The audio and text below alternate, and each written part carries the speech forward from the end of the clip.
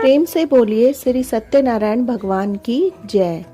आज के दिन श्री सत्यनारायण भगवान की कथा पढ़ी व सुनी जाती है। आइए हम उनकी कथा और आरती का श्रवण करते हैं।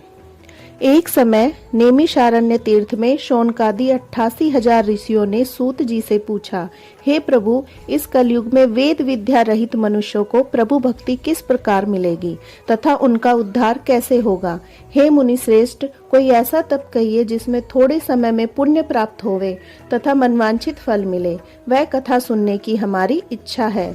सर्वशास्त्र ज्ञाता श्री सूत जी बोले, हे विष्णुओं में पूज, आप सबने प्राणियों के हित की बात पूछी है।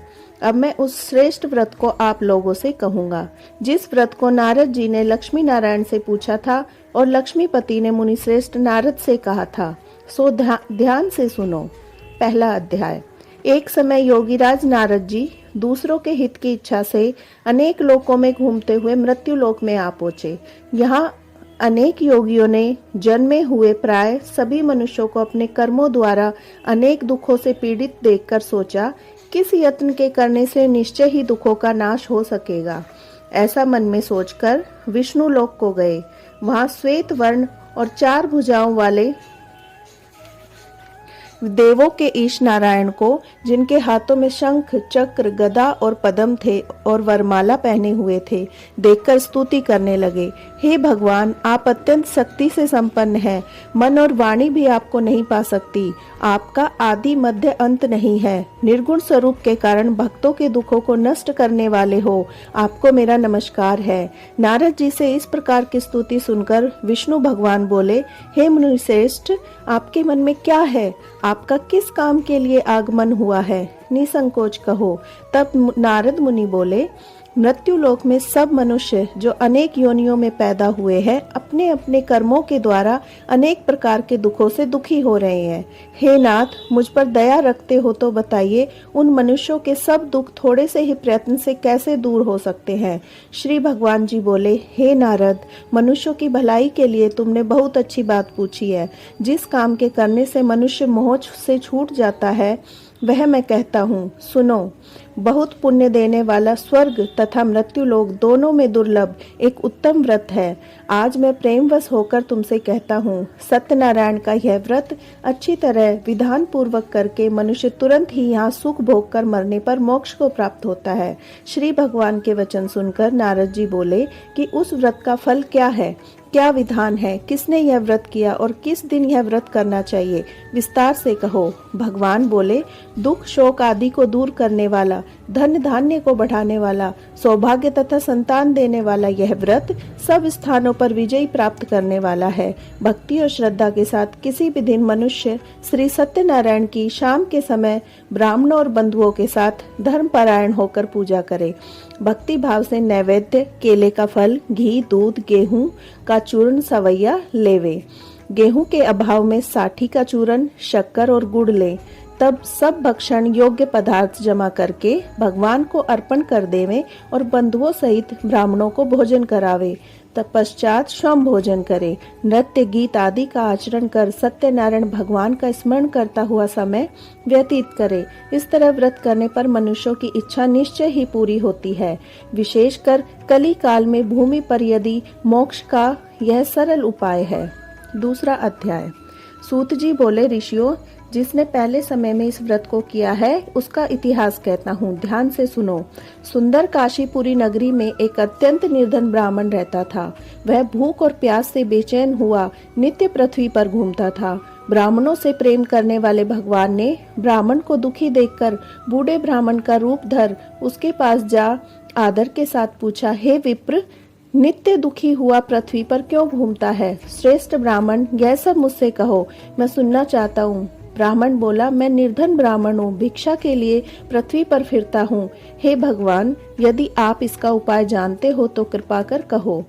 वृद्ध ब्राह्मण बोला कि सत्यनारायण भगवान मन वांछित फल देने वाले हैं, इसलिए हे ब्राह्मण तू उनका पूजन कर, जिनके करने से मनुष्य सब दुखों से मुक्त होता है। ब्राह्मण को व्रत का सारा विधान बताकर बूढ़े ब्राह्मण का रूप धारण करने वाले सत्यनारायण भगवान अंतर्धान हो गए। जिस व्रत को वृद्ध ब्राह्मण ने बताया मैं उसको करूंगा, यह निश्चय करने पर उसे रात में नींद आई। वह सवेरे उठ सत्यनारायण भगवान के व्रत का निश्चय कर भिक्षा के लिए चला गया।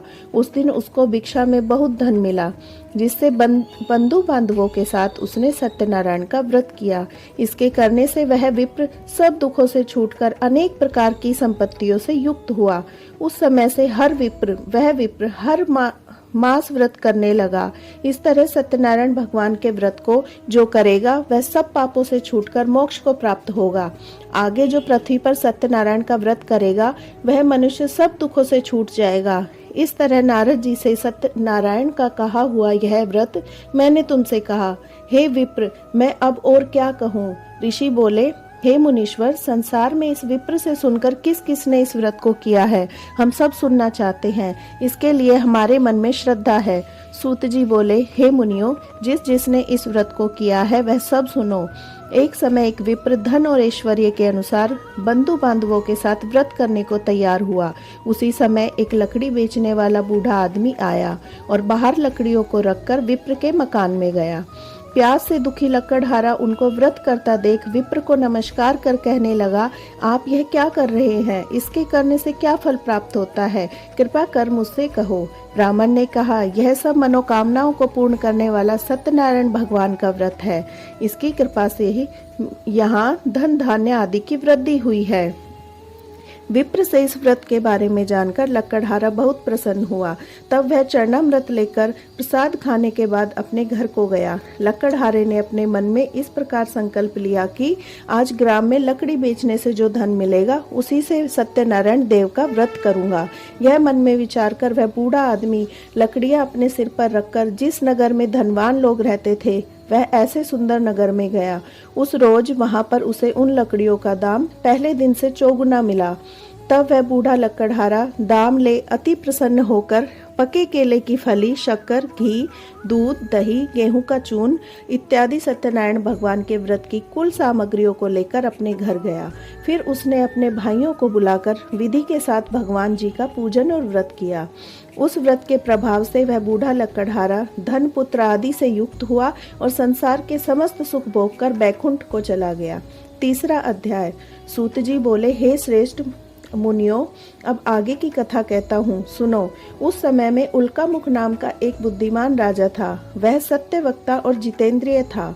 वह प्रतिदिन देव स्थानों पर जाता, गरीबों को धन देकर उनके कष्ट दूर करता था। उसकी पत्नी कमल के समान मुख वाली और सती साध्वी थी।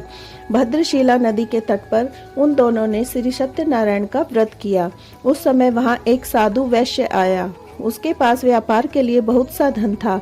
वह नाव को किनारे ठहराकर राजा के पास आ गया। राजा को व्रत करते देख विनय के साथ पूछने लगा, हे राजन, भक्ति युक्त चित्त से यह आप क्या कर रहे हैं? मेरी सुनने की इच्छा है, सो आप यह मुझे बताएं। राजा बोला, हे साधु, अपने बांधवों के साथ पुत्रादि की प्राप्ति के लिए एक महान शक्तिमान सत्यनारायण भगवान का व्रत व पूजन किया जा रहा है। राजा के वचन सुनकर साधु आदर से बोला, हे राजन, मुझसे इसका सब विधान कहो, मैं भी आपके कथानुसार इस व्रत को करूंगा। मेरे भी कोई संतान नहीं है, इससे निश्चय ही होगी। राजा से सब विधान सुन व्यापार से निवृत्त हो वह आनंद के साथ घर गया। साधु ने अपनी स्त्री से संतान देने वाले उस व्रत का समाचार सुना और कहा, जब मेरे संतान होगी तब मैं इस व्रत को करूंगा। साधु ने ऐसे वचन अपनी स्त्री लीलावती से कहे। एक दिन उसकी स्त्री लीलावती पति के साथ आनंदित हो सांसारिक धर्म से प्रवृत्त होकर सत्यनारायण भगवान की कृपा से गर्भवती हो गई और 10वें महीने में एक सुंदर कन्या का जन्म हुआ। दिनों दिन वह इस तरह बढ़ने लगी जैसे शुक्ल पक्ष का चंद्रमा बढ़ता है। कन्या का नाम कलावती रखा गया। तब लीलावती ने मीठे शब्दों में अपने पति से कहा कि जो आपने संकल्प किया था कि भगवान का व्रत करूंगा, अब आप उसे करिए। साधु जी बोले, हे प्रिय, इसके विवाह पर करूंगा। इस प्रकार अपनी पत्नी को आश्वासन दे वह नगर को गया। कलावती पितृगृह में वृद्धि को प्राप्त हो गई। साधु ने जब नगर में सखियों के साथ अपनी पुत्री को देखा तो तुरंत ही दूत को बुलाकर कहा, सुयोग्य वर देखकर रहा। साधु की आज्ञा पाकर दूत कंचन नगर पहुंचा। वहां पर खोज और देखभाल कर लड़की के लिए सुयोग्य वणिक पुत्र को ले आया। उस सुयोग्य लड़के को देखकर साधु ने अपने बंधु बांधवों सहित प्रसन्नचित्त अपनी पुत्री का विवाह उसके साथ कर दिया, किंतु दुर्भाग्य से विवाह के समय भी उस व्रत को करना भूल गया।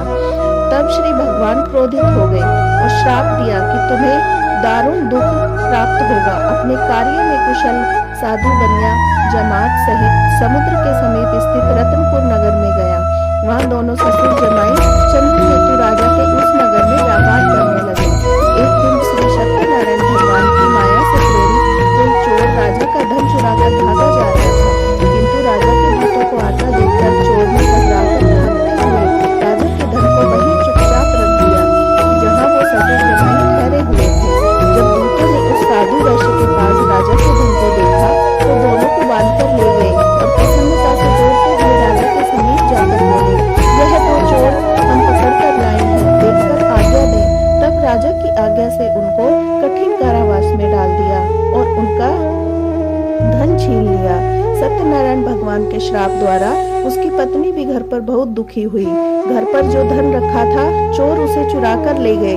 शारीरिक व सामाजिक पीड़ा, भूख प्यास से अति दुखित हो अन्न की चिंता में कलावती एक ब्राह्मण के घर गई।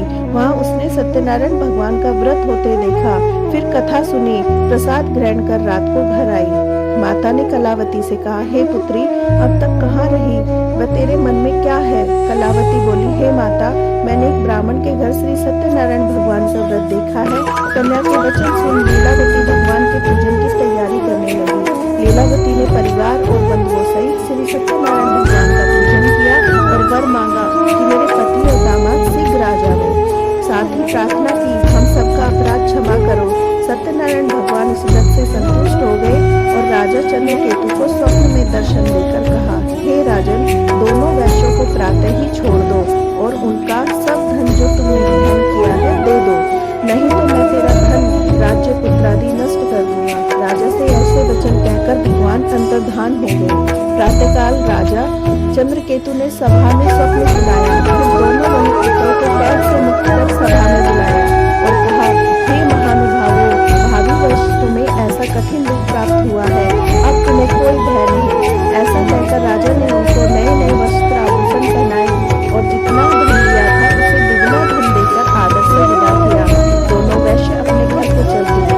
चौथा अध्याय। सूत जी बोले, वैश्य ने मंगलाचार करके यात्रा आरंभ की और अपने घर को चला।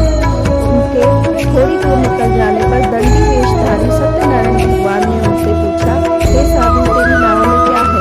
अभिमानी वणिक हंसता हुआ बोला, हे दंडी, आप क्यों पूछते हो? क्या धन लेने की इच्छा है?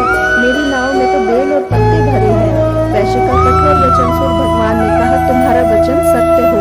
दंडी ऐसा कहकर वहां से दूर चले गए और कुछ दूर जाकर समुद्र के किनारे बैठ गए। दंडी के जाने पर वैश्य ने नृत्य क्रिया करने के बाद नाव को ऊंची उठी देखकर अचंभा किया। नाव में बेल पत्ते आदि देखकर मूर्छित हो जमीन पर गिर पड़ा। फिर मूर्छा खुलने पर अत्यंत शोक प्रकट करने लगा। तब उसका दामाद बोला कि आप शोक न करें, यह दंडी का श्राप है, अतः उनकी शरण में चलना चाहिए, तभी हमारी मनोकामना पूर्ण होगी। दामाद के वचन सुन मैं दंडी के पास पहुंचा और अत्यंत भक्ति भाव से नमस्कार करके बोला, मैंने जो आपसे असत्य वचन कहे थे उनको क्षमा करो। ऐसा कहकर महान शोकातुर रोने लगा। तब दंडी भगवान बोले, हे वणिक, मेरी आज्ञा से बार बार तुम्हें दुख प्राप्त हुआ है, तू मेरी पूजा से विमुख हुआ। साधु बोला, हे भगवान, आपकी माया से ब्रह्मा भी आपके रूप को नहीं जानते, तो मैं अज्ञानी कैसे जान सकता हूँ? आप प्रसन्न हो जाइए, मैं सामर्थ्य के अनुसार आपकी पूजा करूँगा। मेरी रक्षा करो, पहले के समान नौका में धन भर दो। उसके भक्ति युक्त वचन सुनकर भगवान प्रसन्न हो उसकी इच्छा अनुसार वर देकर अंतर्धान हो गए। तब उन्होंने नाव पर आकर देखा नाव धन से परिपूर्ण है। फिर वह भगवान सत्यनारायण का पूजन कर साथियों सहित अपने नगर को चला। जब अपने नगर के निकट पहुंचा तब दूत को घर भेजा। दूत ने साधु के घर आकर उसकी स्त्री को नमस्कार कर कहा कि साधु अपने दामाद सहित इस नगर के समीप आ गए हैं। ऐसा सुन साधु की स्त्री ने बड़े हर्ष के साथ सत्यदेव का पूजन कर पुत्री से कहा, मैं अपने पति के दर्शन को जाती हूँ, तो कार्य पूर्ण कर शीघ्र आ। माता के ऐसे वचन सुनकर कलावती प्रसाद छोड़कर पति के पास गई। प्रसाद की अवज्ञा के कारण सत्यदेव भगवान रुष्ट हो गए। उसके पति को नाव सहित पानी में डुबो दिया। कलावती अपने पति को न देखकर रोती हुई जमीन पर गिर गई। इस तरह नौका को डूबा हुआ तथा कन्या को रोता देख साधु दुखी हो गए। बोले, हे प्रभु, मुझसे या मेरे परिवार से भूल गई है, उसे क्षमा करें। उसके दीन वचन सुनकर सत्यदेव प्रसन्न हो गए और आकाशवाणी हुई, हे साधु, तेरी कन्या मेरा प्रसाद छोड़कर आई है, इसलिए इसका पति अदृश्य हुआ है। ऐसी आकाशवाणी सुनकर कलावती ने घर पहुंचकर प्रसाद खाया, फिर आकर पति के दर्शन किए। तत्पश्चात साधु ने बंधु बांधवों सहित सत्यदेव का विधि पूर्वक पूजन किया। इस प्रकार वह इस लोक का सुख भोग अंत में स्वर्गलोक को गया। सत्यनारायण जी की आरती। जय लक्ष्मी रमणा, श्री जय लक्ष्मी रमणा, सत्यनारायण स्वामी जनपातक हरिणा। ओम जय लक्ष्मी रमणा, रतन जड़ित सिंहासन अद्भुत छवि राजे, नारद नाद करत निरंतर घंटा ध्वनि बाजे। ओम जय लक्ष्मी रमणा, प्रगट भय कलिकारण